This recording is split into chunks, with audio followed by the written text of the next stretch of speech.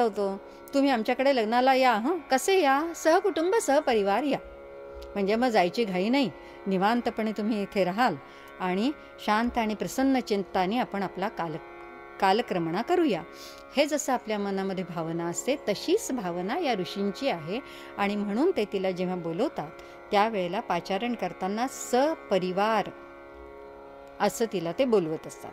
आता या परिवारामध्ये ती विष्णू पत्नी तर आहेच आहे, तिचं ध्यानच आपण जे कल्पिलेलं आहे ते विष्णूच्या बरोबर अशी कल्पना केलेली आहे.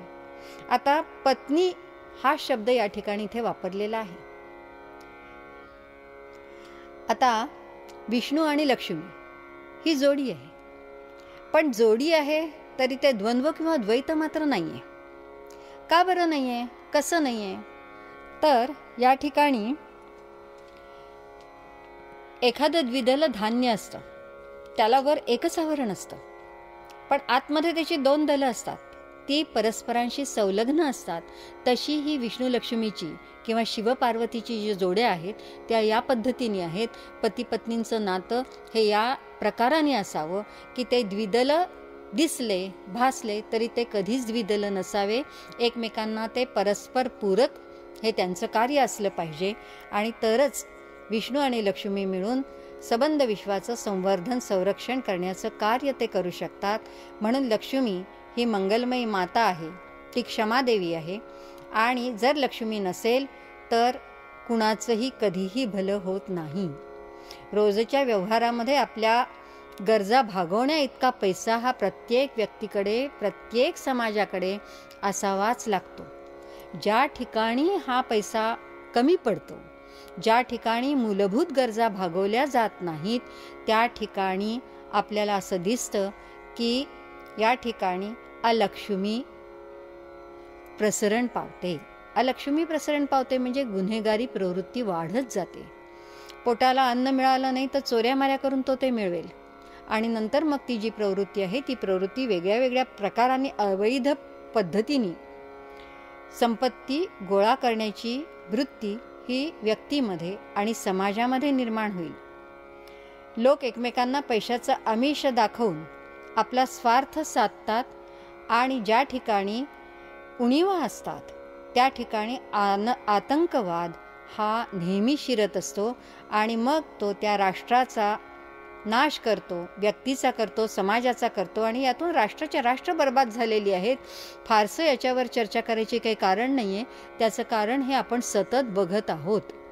कोणाला हे लोक हाती धरतात, हातात घेतात आणि राष्ट्राचा नाश कसा करतात हे आपण नेहमी पेपरमधनंही वाचत आहोत. म्हणून ऋषी अशी प्रार्थना करतायत की माझ्याकडे अलक्ष्मी जी असेल तर तिचा नाश हो.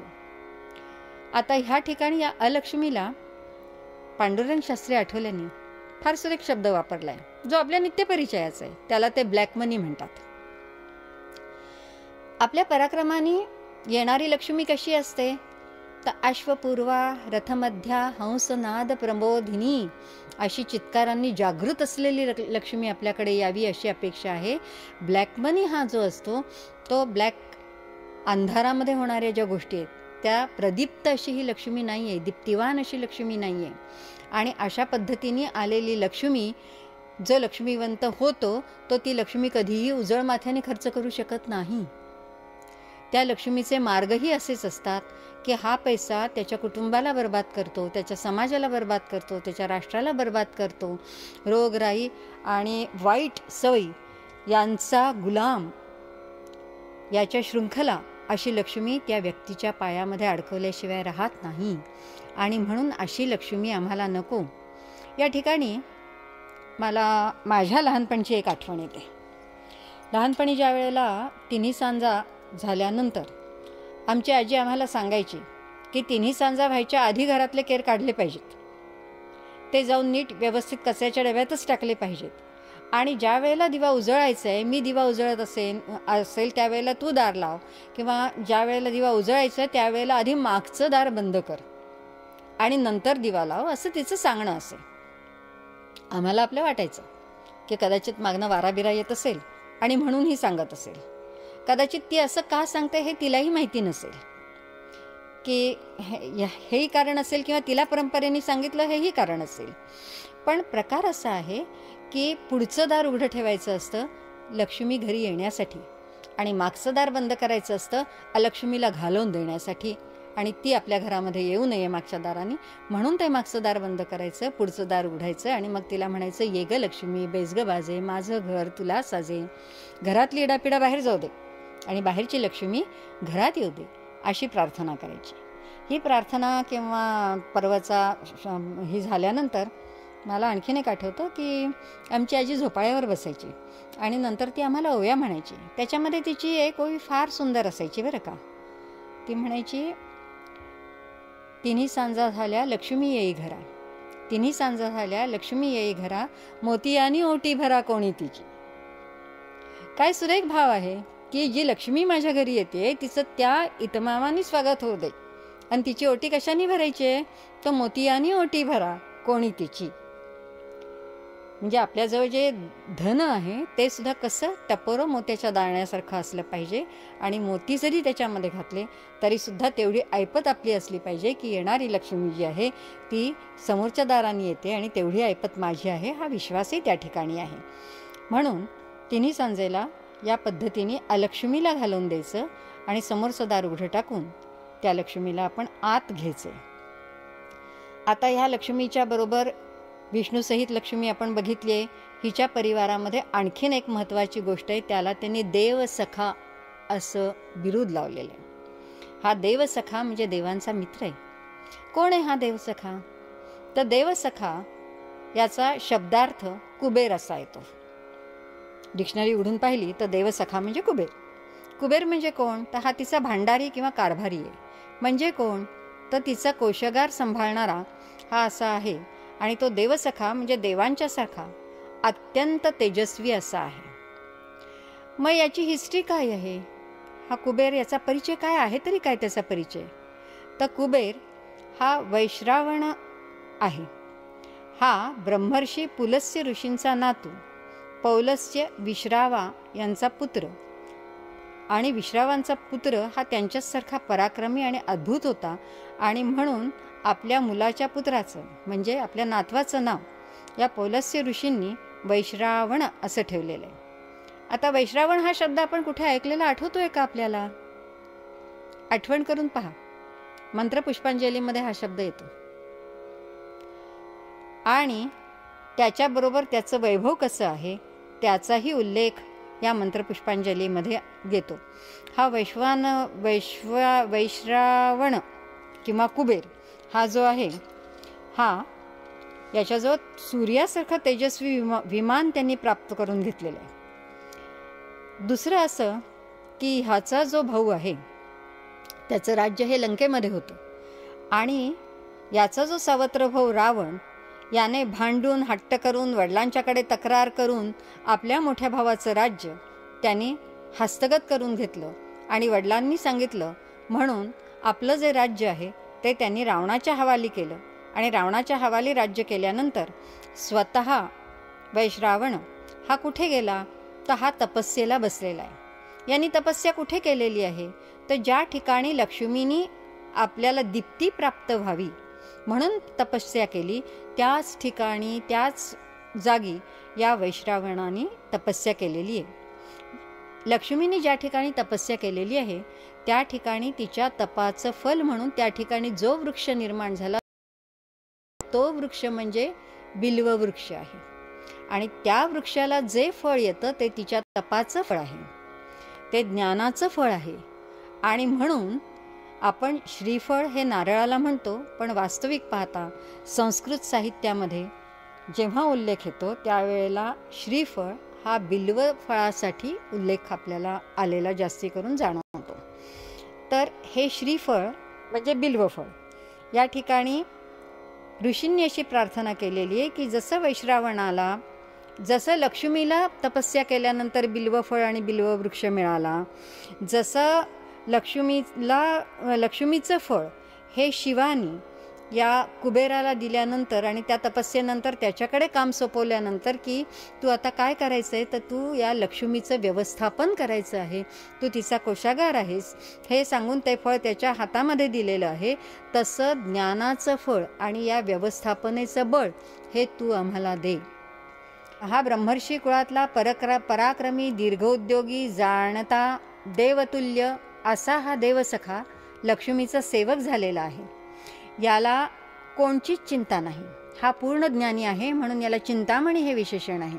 हा कीर्तिमान कुबेर आहे आणि ही लक्ष्मी माता ज्याच्यावर प्रसन्न होईल तिच्या कृपेची वृष्टी ही हा कुबेर या भक्तावर करीत असतो. म्हणून ही लक्ष्मी कुबेरासह येऊ दे आणि अशी लक्ष्मी, देवसखाबरोबर असलेली लक्ष्मी तू आम्हाला दे, अशी प्रार्थना ही या ठिकाणी ऋषींनी जातवेदाजवळ किंवा अग्नीजवळ केलेली आहे की हे जातवेदा, हा कुबेर माझ्याकडे आल्यानंतर किंवा कुबेराची माझ्यावर कृपा झाल्यानंतर माझ्याजवळ असलेलं अज्ञान, दारिद्र्य, चिंता हे सगळं दूर होऊन मला लक्ष्मी, समृद्धी किंवा मातृप्रेम, तिचं वात्सल्य हे प्राप्त होईल. हे देवी, मी तुझ्यासाठी जातवेदाची प्रार्थना केली आहे. या जातवेदाचा म्हणजे अग्नीचा प्राणसखा हा वायू आहे. हाही तुझ्या परिवारामध्ये अंतर्भूत आहे. ऊर्जा ही नेहमी गतिमान असते. मरुतही असेच गतिमान आहेत. हे मरुत, तू माझ्याकडे ज्या वेळेला येशील त्यावेळेला तुझ्याबरोबर असू दे. धनसंपत्ती वर्धिष्णू करण्यासाठी वायूची अत्यंत गरज असते. ही जी वाढणारी सृजनात्मक जी लक्ष्मी आहे ही आपल्याला वायूमुळे वाढताना दिसते. मरुतगणांची जी सूक्त आहेत ते मरुतगण एकंदर 49 मानलेले गेले आहेत. ह्याचाच अर्थ असा की वायूची जी काही कार्य आहेत ही 49 प्रकाराची आहेत. असं म्हटल्यावर मला इथे क्षणभर थांबावंसं वाटतं.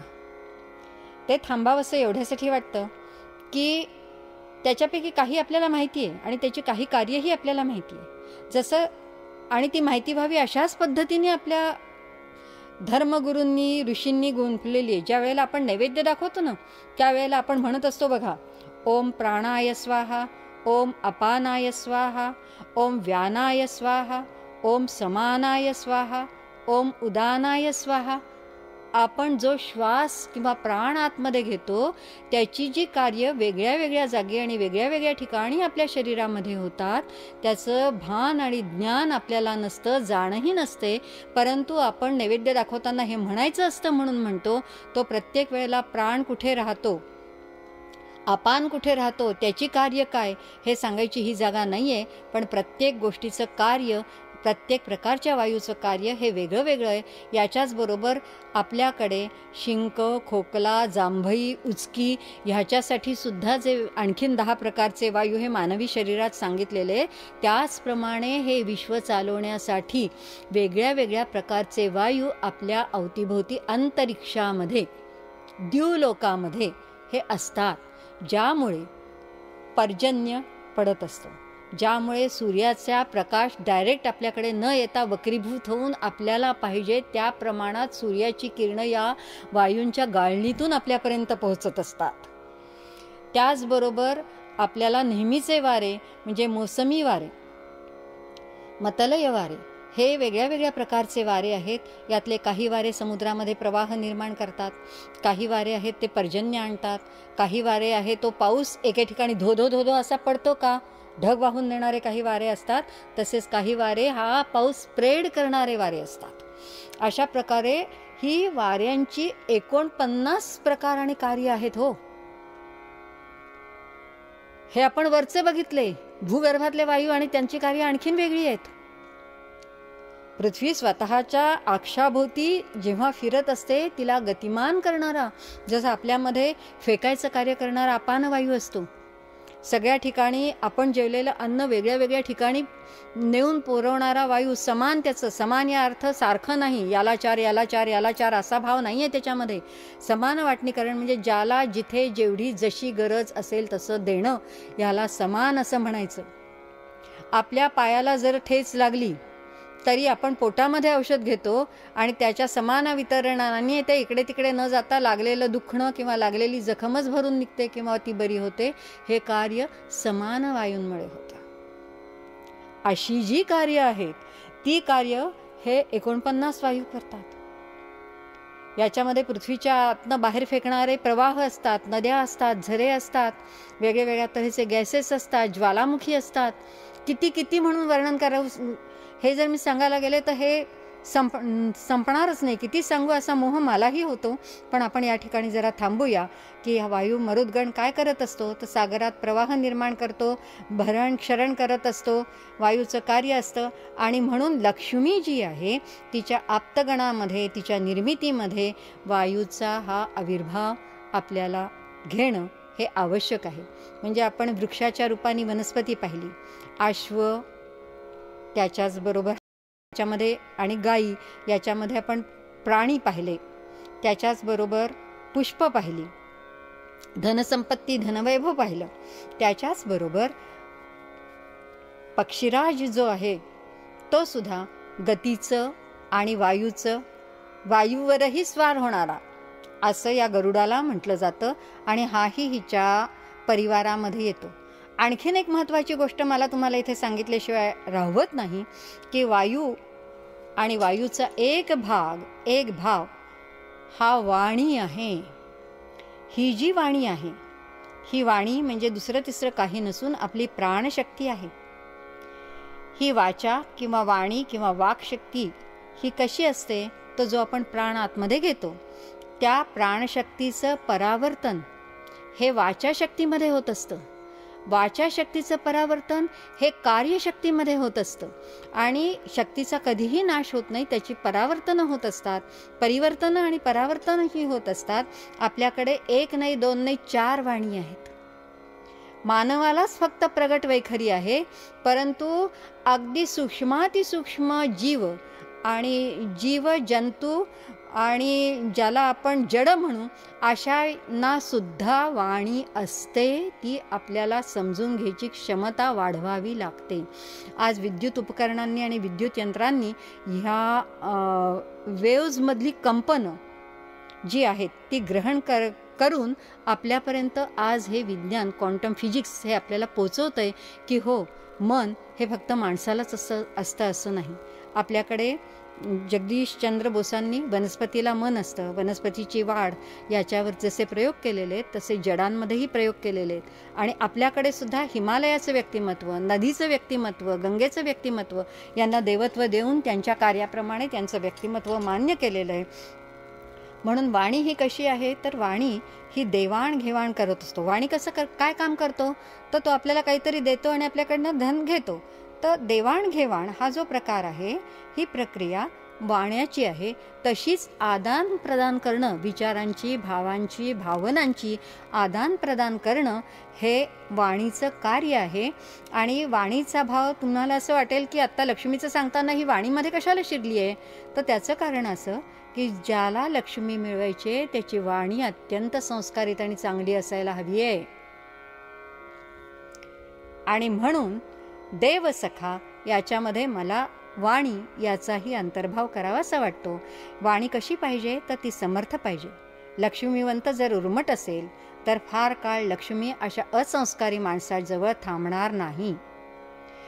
कारण धनद्रव्याबरोबर गुणवैभवही हवे.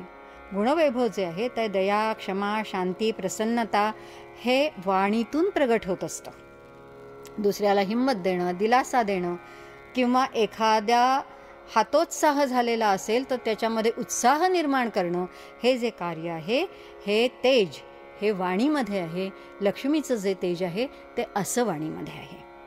आणि म्हणून वाणी जी आहे ती देखील हिच्या परिवारांच्यामध्ये येते. याचप्रमाणे उत्तमतेचं ज्ञान आणि भान असेल त्या ठिकाणी यश, तृप्ती, समाधान असतं. म्हणून देवसखा यामध्ये कुबेर, श्रीफळ, वायू, वैनतेय, वाणी यांचा अंतर्भाव होतो. म्हणून लक्ष्मी आणि सरस्वती ह्या बहिणी मानल्या जातात, एकासारख्याच मानल्या जातात. त्यांचा हा या ठिकाणी अंतर्भाव होतो. म्हणून ऋषी पुन्हा जातवेदाला प्रार्थना करतायत की आम्ही मनाने केलेले संकल्प पूर्ण होत, आमची वाणी सत्य हो. काय संकल्प केलेले आहेत? तर यांनी म्हटलेलं आहे की आमची वाणी सत्य हो आणि त्या वाणीचा सुगंध दूर दूरपर्यंत पसरू. लक्ष्मीचं व्यवस्थापन व्यवस्थित असेल तर धुराधर्षाम हा प्रसंग येणार नाही. धुराधर्षाम म्हणजे संघर्ष. हा संघर्षाचा प्रसंग आणि वेळच येणार नाही. योग्य सामंजस्य जर साधलं गेलं तर लक्ष्मी ही सस्मिता, नित्यपुष्टा अशी आपल्याकडे राहील. जेथे अन्न, वस्त्र, पशुधन भरपूर असेल तो समाज हा रूपवान असतो. तो समाज हा आपल्या मातेसमान असलेल्या लक्ष्मीची व्यवस्थित काळजी घेतो. संपत्ती आणि ऐश्वर्य असेच हे जातवेदा तू आम्हाला मिळवून दे. पुढे ऋषी जातवेदाला विनवतात आणि सांगतात की हे अग्ने, लक्ष्मीबरोबर आम्ही परिवाराला बोलवले आहे, कारण ही लक्ष्मी जी आहे ती माझी एकट्याची नाही. मला याची जाणीव आहे की ही लक्ष्मी किंवा हे यश हे मी एकट्याने कमावलेलं नाही आहे. या लक्ष्मीच्या मागे अनंत हस्ते लागलेले आहेत. ऋषींना याचीही जाणीव आहे की जी लक्ष्मी आहे